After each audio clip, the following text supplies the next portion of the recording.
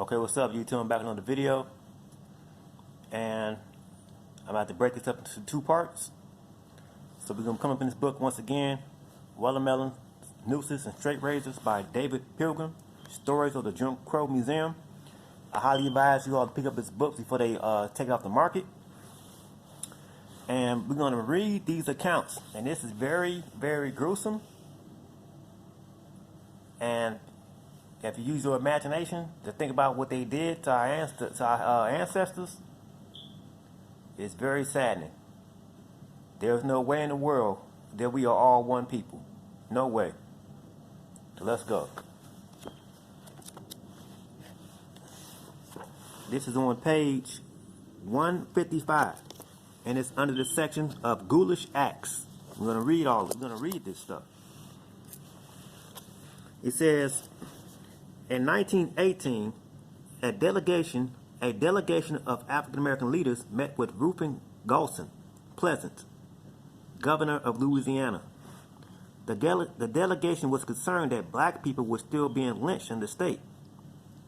Governor Pleasant, although conceding that lynchings, quote, in many cases constituted murder, admonished the leaders to, quote, go among their people and teach them not to commit crimes that would aggregate a community into, quote, breaking the law, because sometimes the law of race becomes stronger than the law of the land. It says Charles N. Robinson, a black man from Shreveport, responded to the governor. He says, we are in harmony with the idea that lynching is wrong under any circumstances, whether it be applied to white or black. We have suffered by this system of lawlessness more than any other race in this country. We are being burned at the stake, hanged to the telegraph and telephone poles, hanged to trees within the shadows of our temples of justice. Our fingers and ears are kept as souvenirs by that class who seem to believe in the mobs ruling the courts, rather than the courts ruling the mob. And yet, the violator of the law is rarely ever brought to the bars of justice. In 1911, Coleman Livingston Bliss, governor of South Carolina, gave a speech to the farmers. As an aside, he brought up the lynching of a black man. The governor said that rather than use his office to stop white men from, quote, punishing that nigger brute, he would resign and, quote, lead the mob. That is not surprising. Bliss believed that black people were inherently inferior to whites. Education would, quote, spoil them. Interracial couples should be severely punished. And lynching was necessary. Not a necessary evil, simply necessary. Listen to this. He once buried the severed finger of a lynched man in the South Carolina Gubble National Garden. He was certainly not the only person to collect lynching relics, including the body parts of victims. The people who participated in or witnessed the lynching of black people sometimes collected parts of the lynching tree and the clothes of the victim, and they occasionally collected body parts. In 1899, Richard Coleman, a black man accused of killing a white woman, was tortured and burned to death. Relic hunters, listen to this, relic hunters took away teeth, bones, and flesh. You hear this? In 1901, George Ward, a black man, was lynched in Terre Haute, Indiana.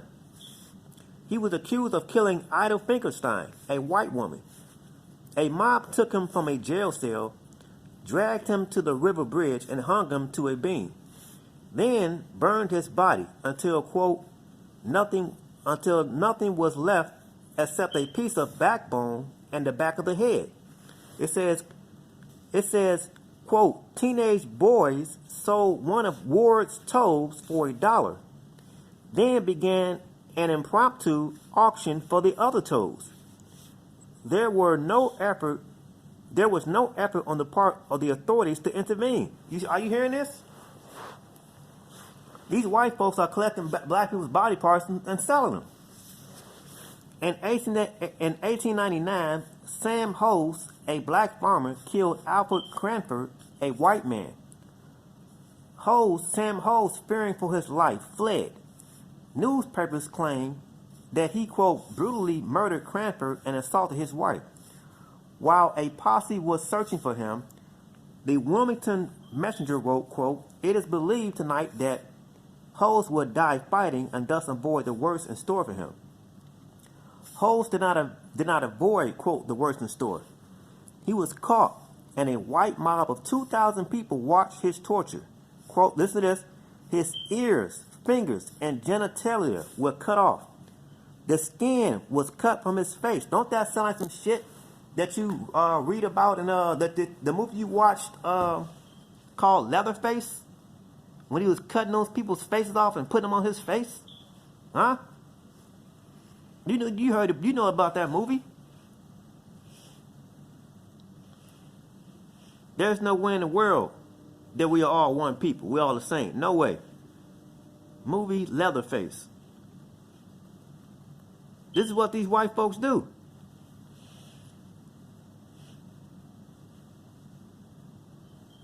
Go back and watch this movie Leatherface. So it goes and say that, okay, the skin from his face was cut off. His body was doused with, look at this shit they come up with. This is effigy. His body was doused with kerosene and he was set afire. Now, before I keep on reading here, look at this. Look at this image. These are two black people. These are two black folks being hung on trees. And look at the Klansmen. They're using the black people's bodies as a hammock. You know what a hammock is? A hammock is a like a little swing you can set up in your yard and swing from side to side. But look how they do black folks. Okay, so his body was doused in kerosene, right, and set afire. According to newspaper accounts, give me 1 second. According to newspaper accounts, quote, the Negro pleaded pitifully for his life while the mutilation was going on, but stood the ordeal of fire with surprising fortitude. It was reported that small pieces of Holmes' bone went for 25 cents, quote, a bit of liver, crispy cooked, sold for 10 cents. His knuckles ended up on display in a store window in Atlanta. Later, investigations revealed that Holmes had killed Cranford in self-defense and had not sexually assaulted Cranford's wife.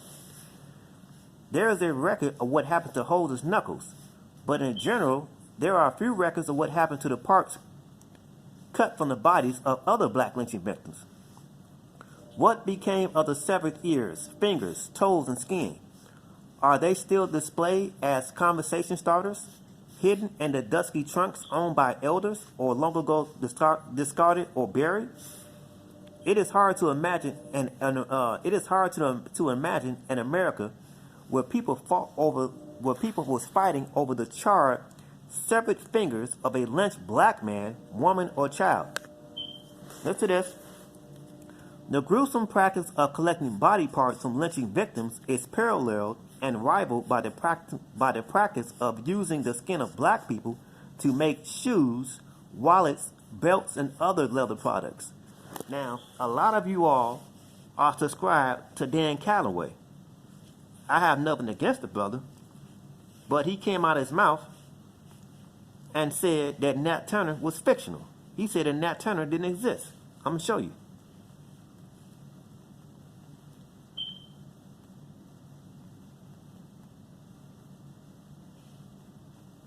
Okay?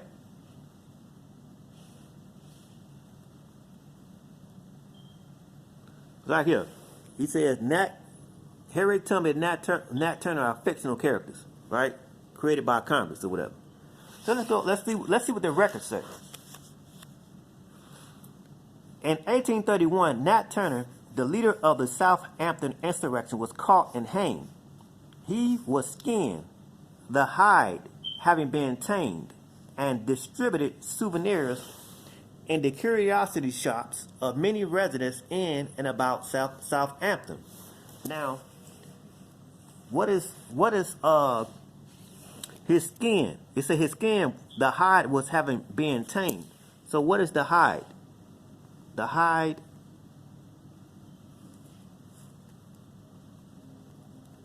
skin.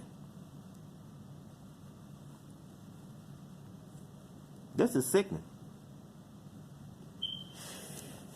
So this is the skin of a hide, like how they, when you go out and catch animals and you skin them, right?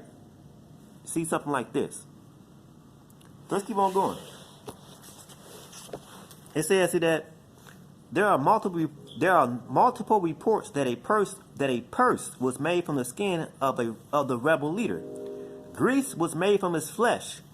Around the time of the Civil War, Steve Babcock, a transplanted Northerner, operated a tannery near Decatur, Alabama.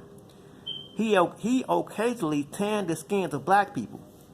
When he was asked how could he tame a human skin, Babcock responded, quote, why this is not a human skin? It is only a nigger's hide.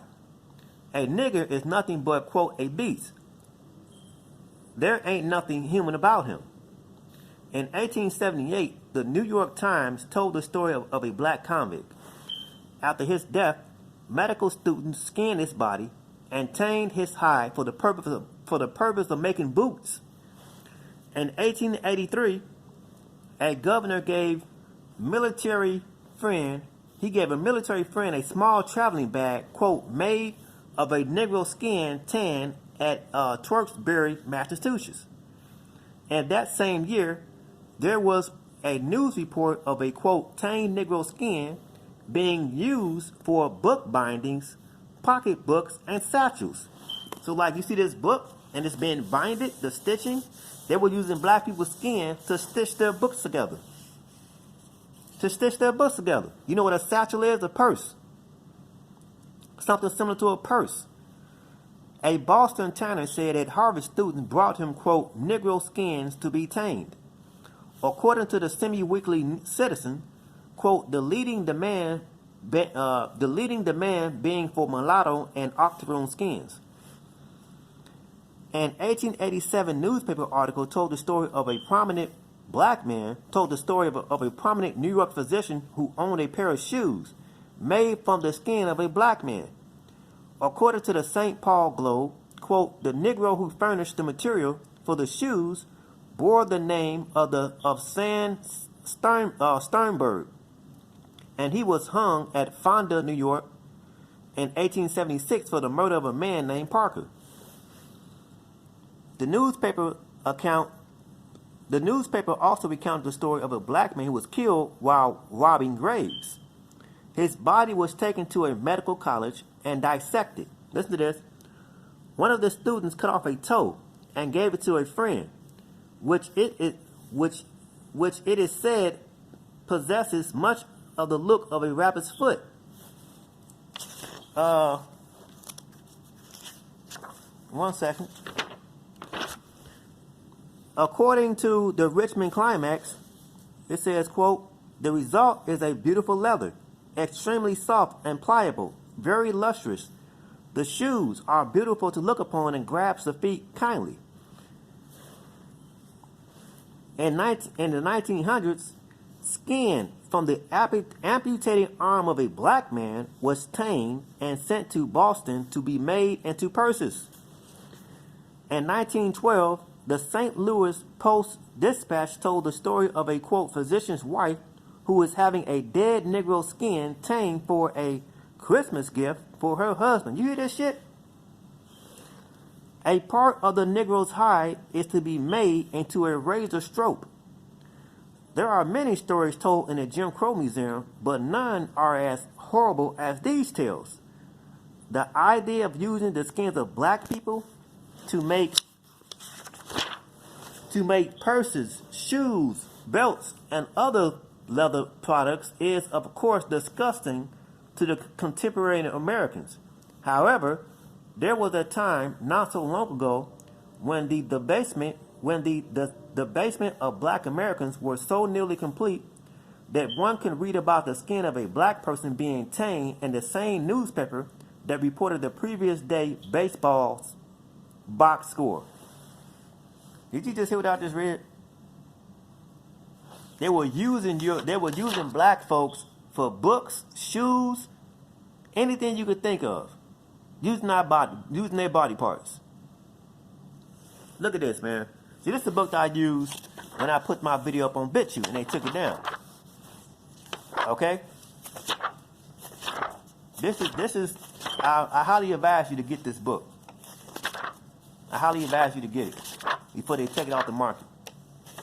They talk about white folks dressing up in blackface, white crimes. Okay, this ain't nothing new. Was doing this shit back in the day. Black people being killed for murders and crimes that they commit because white folks dressing up as black people.